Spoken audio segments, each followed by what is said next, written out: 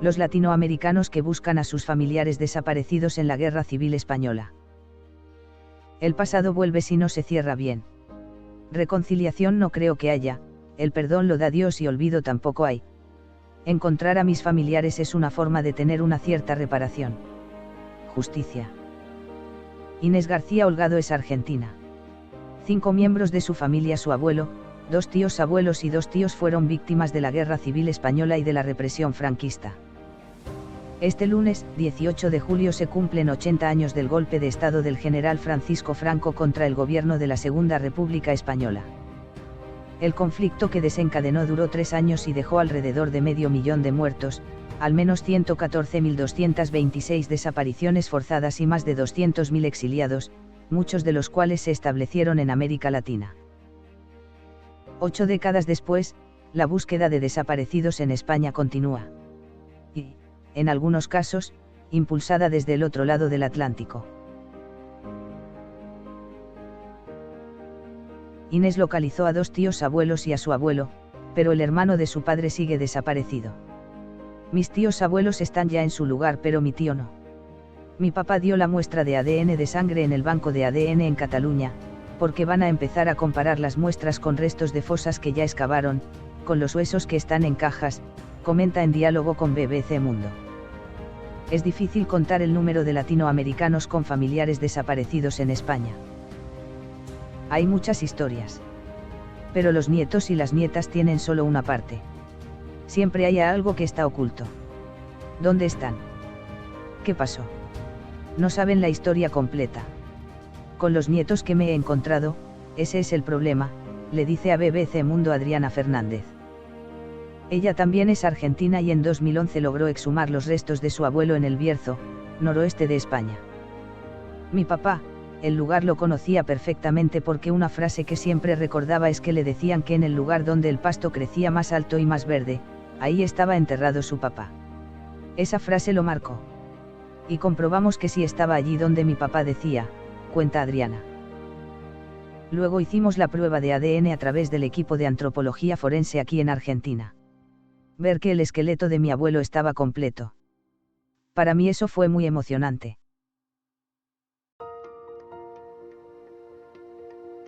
En 2011, ella misma, junto a Inés y Darío Rivas, hijo de Severino Rivas, que murió fusilado al inicio de la guerra, presentaron una querella en Buenos Aires para que se investiguen los crímenes del franquismo, amparándose en el concepto de justicia universal.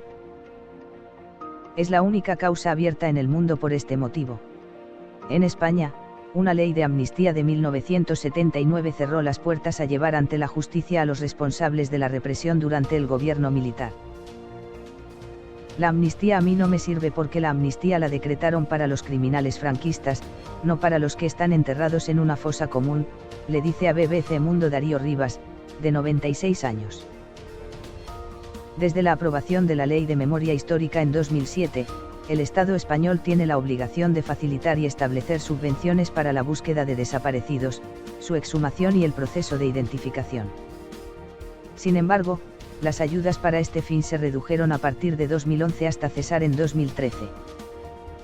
En la actualidad los gastos de ese proceso corren a cargo de los familiares y de asociaciones de recuperación de la memoria histórica.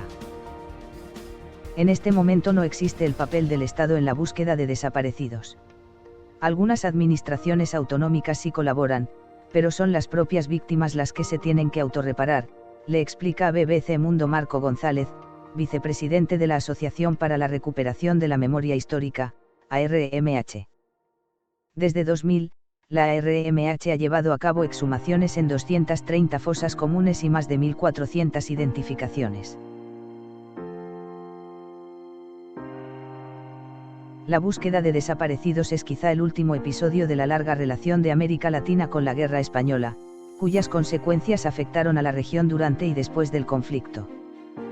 En América Latina, especialmente en los países con una colonia española importante como Argentina, Uruguay o Cuba, la guerra no fue algo lejano. Había una cercanía familiar, le cuenta a BBC Mundo Óscar Álvarez, profesor de Historia de la Universidad del País Vasco.